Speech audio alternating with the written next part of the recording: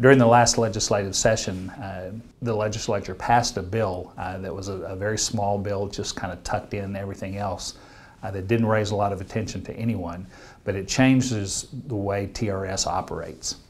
What the bill did was change and solidify the official school year for TRS purposes. In other words, now they say the official school year for every school district in Texas is September through August. In years past, when a person retired, they counted September through August salary, but then they would go back and manually enter the salary that was earned in August for those of us who have an August to July school year like we do. And so when you're retired, they'd calculate September through August and then go back and pick up the previous August that was a part of our school year. And that worked really well for us. It was easy to do. TRS, I guess, has decided that that's more of a burden for them. And so now the rule says that the only thing that they count as credible income for TRS purposes is salary earned from September through August. What that means for us is someone who retires from our district, that last year of their employment will only be 11 months because TRS will no longer go back and pick up the previous August. So that last year of your best 3 or 5 year salary, depending upon when you retire, will only be an 11-month salary and it'll be incomplete. That's a detriment to our employees because it not only affects them that year they retire, but it affects them every year thereafter because of their annual income that's calculated on that best average. So we looked at several options, presented those to DEC, presented them to the principals, presented them to the Board of Trustees, and the easiest option for everyone seems to be to have 1 year transition where we move from 24 paychecks to 25 paychecks. The annual salary will be the same. There will be absolutely no difference in that. It will just be spread out over 25 paychecks. And what that does is transition us around to where we have a September to July salary year as well.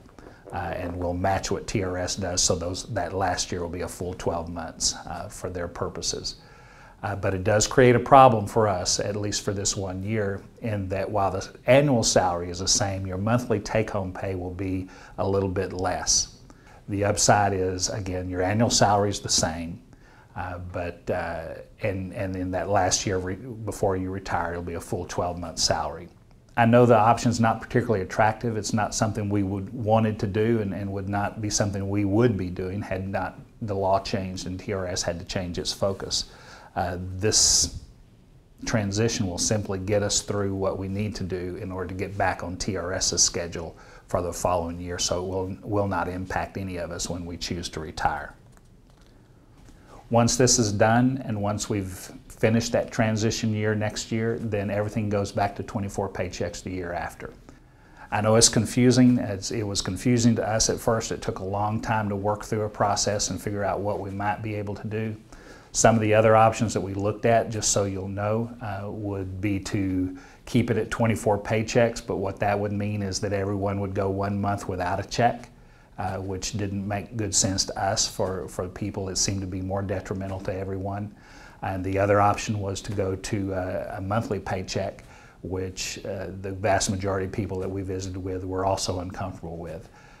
So it's a lesser of three evils, the way we look at it, but it does get us onto the track that we need to be on in order for it not to be a problem in the future.